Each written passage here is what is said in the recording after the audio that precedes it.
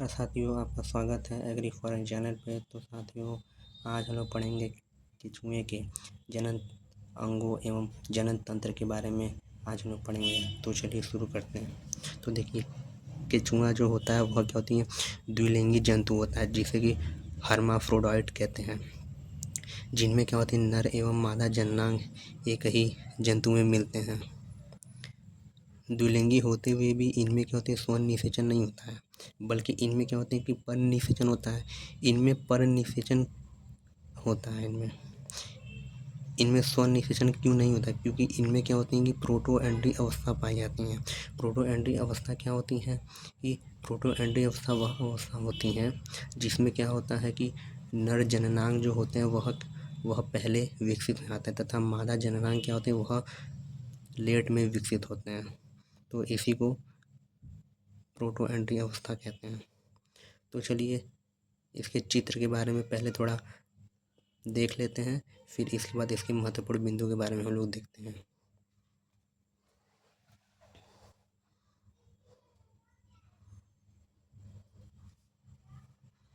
तो चलिए पहले इसके जनन अंग के बारे में हम लोग देखते हैं। पहला इसका जनन अंग है वृषण।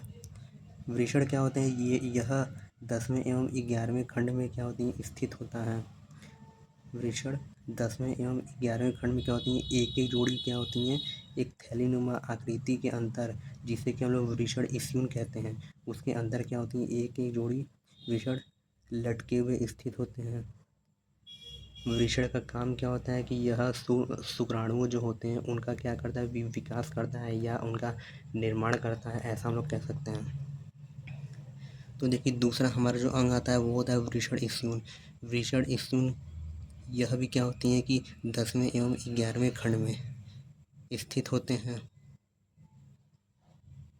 तीसरा हमारा अंग आता है हमारा शुक्राणु मुखिका।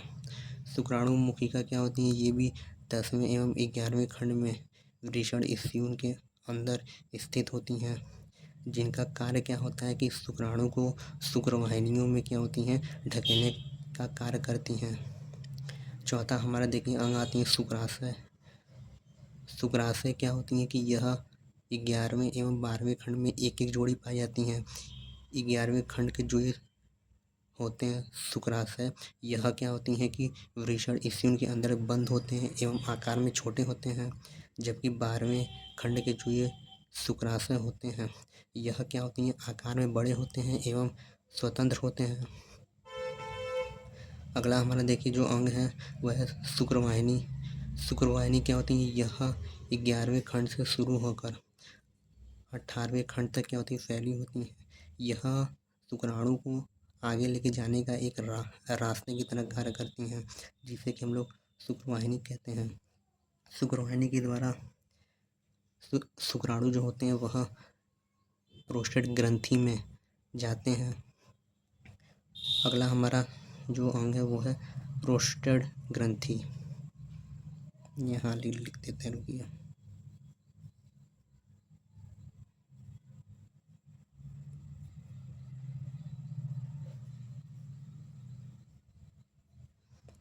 तो शुक्रवाहिनी के द्वारा जो शुक्राणु होते हैं वह प्रोस्टेट ग्रंथि में जाते हैं। फिर प्रोस्टेट ग्रंथि में जो शुक्राणु होते हैं वह क्या होते हैं जीवित रहते हैं। प्रोस्टेट ग्रंथि में एक विशेष प्रकार के द्रव का क्या होती है स्राव होता है, जिसके कारण क्या होती है शुक्राणु जीवित रहते हैं। फिर जब जब जब दो अर्थवर्म मैथुन करते हैं तो उस समय क्या होता है कि जो शुक्राणु जो होते हैं वह प्रोस्टेट ग्रंथि से निकल कर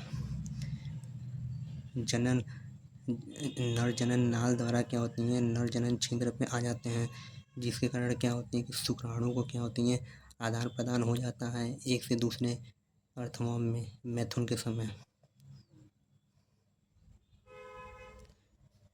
और आखिरी हमारा जो अंग है वो है सहायक ग्रंथि।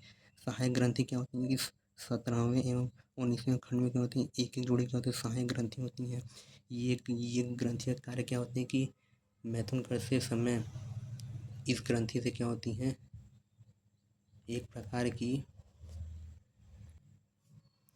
एक प्रकार का स्राव निकलता है, जो कि क्या होती है कि जनन में क्या होती है सहायक होते हैं। तो चलिए इसके महत्वपूर्ण बिंदु के बारे में हम लोग पढ़ लेते हैं, जो अभी हमने पढ़ा है।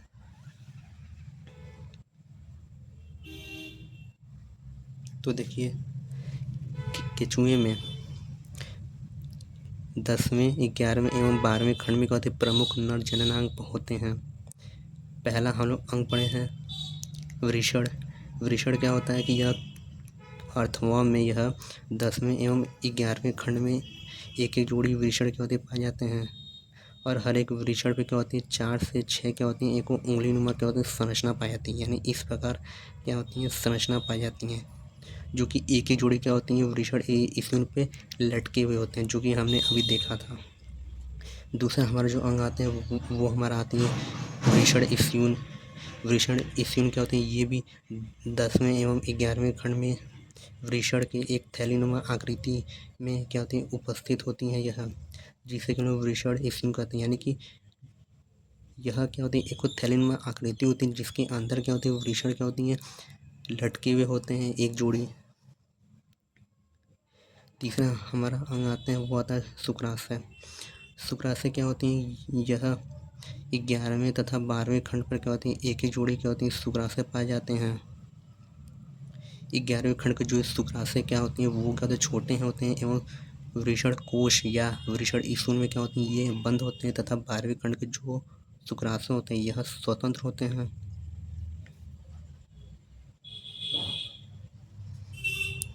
अगला हमारा देखिए अंग है शुक्राणुमुखिका।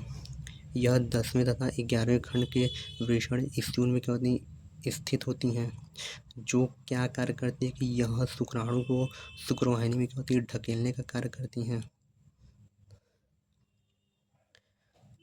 पांचवा हमारा अंग आता है शुक्रवाहिनी, जिसे कि वास डिफरेंस कहते हैं।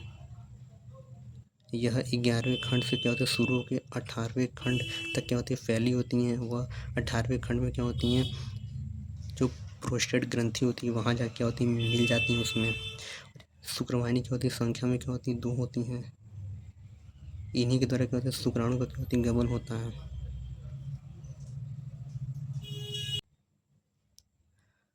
अगला हमारा जो अंग होते हैं वो है प्रोस्टेट ग्लैंड होती हैं। ये 16वें 17वें खंड से क्या होती हैं शुरू होकर 20वें 21वें खंड तक क्या होती हैं तक पाए जाते हैं। ये इनका मुख्य कार्य क्या होता है कि शुक्राणुओं को क्या होता है जीवित रखने के लिए द्रव का क्या होती है स्राव करता है, जिसके कारण क्या होता है शुक्राणु जीवित रहते हैं उसमें। सातवां हमारा जो अंग आता है वो होती है सहायक ग्रंथि। सहायक ग्रंथि क्या होती है, ये क्या होती है कि 17वें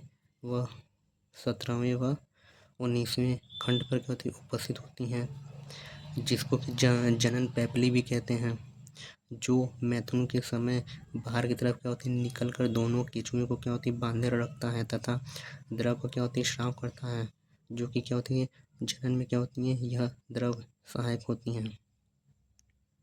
तो साथियों इसी प्रकार आज हमने अर्थवर्म में जनन के बारे में पढ़ा।